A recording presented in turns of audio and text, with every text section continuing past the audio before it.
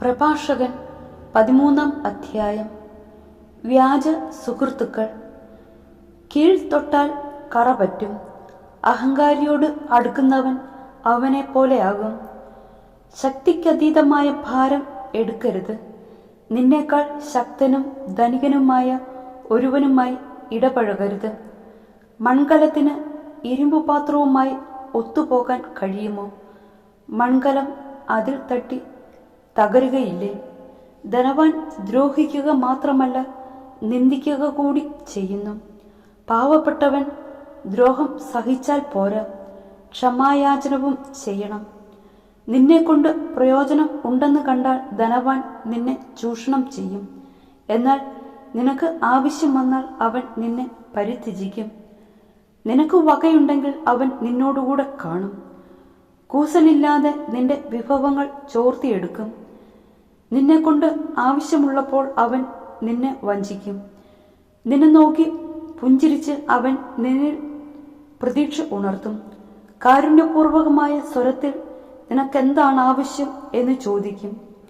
സൽക്കാരം കൊണ്ട് അവൻ നിന്നെ ലജ്ജിപ്പിക്കും. പ്രതിസൽക്കാരം കൊണ്ട് നീ പൂർണ്ണ ദരിദ്രനാകും.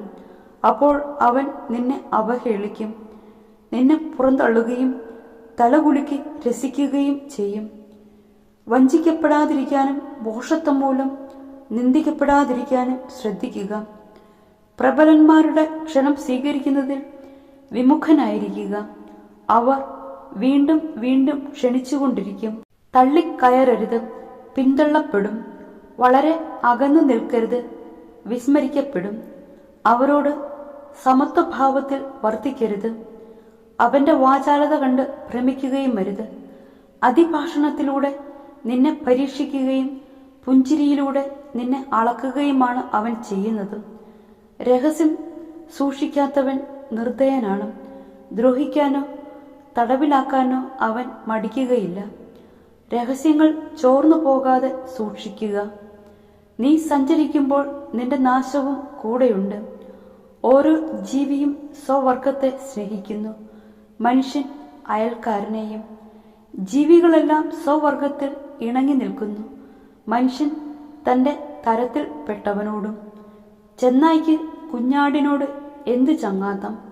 പാപിക്ക് ദൈവഭക്തനോടും അതിലേറെ ഇല്ല.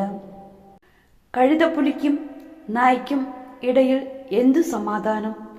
ധനികനും ദരിദ്രനും തമ്മിലും അങ്ങനെ തന്നെ. കാട്ടുകഴുതകൾ സിംഹങ്ങൾക്ക് ഇര, പാവപ്പെട്ടവർ ധനവാന്മാർക്കും. അഹങ്കാരി വിനയം വെറുക്കുന്നു, ധനവാൻ ദരിദ്രനെയും. ധനവാൻ കാലിടറിയാൽ സ്നേഹിതന്മാർ താങ്ങും. പാവപ്പെട്ടവർ വഴുതിയാൽ കൂട്ടുകാർ അവനെ തള്ളിയിടും. ധനികന് കാൽ പിഴച്ചാൽ വളരെ പേർ സഹായിക്കും. അവൻ പറയുന്നത് അനുചിതമായാലും അവർ ന്യായീകരിക്കും. എളിയവൻ വീണാൽ അവർ അവനെ ശകാരിക്കും. അവൻ ബുദ്ധിപൂർവം സംസാരിച്ചാലും അവർ ഗവനിക്കുകയില്ല. ധനവാൻ സംസാരിക്കുമ്പോൾ എല്ലാവരും നിശബ്ദരായിരിക്കും, മാനമുട്ടെ പുകഴ്ത്തും. ദരിദ്രൻ സംസാരിക്കുമ്പോൾ ഇവൻ ആര് എന്ന് അവർ ചോദിക്കും. അവന് കാലിടറിയാൽ അവർ അവനെ തള്ളിയിടും. പാപവിമുക്തമെങ്കിൽ സമ്പത്ത് നല്ലതു തന്നെ. ദൈവഭയം ഇല്ലാത്തവന്റെ ദൃഷ്ടിയിൽ ദാരിദ്ര്യം തിന്മയാണ്. ഹൃദയത്തിലെ നന്മയും തിന്മയും അനുസരിച്ച് മുഖഭാവത്തിൽ മാറ്റം വരും. പ്രസന്നവദനം ഹൃദയസന്തുഷ്ടിയെ വെളിപ്പെടുത്തുന്നു.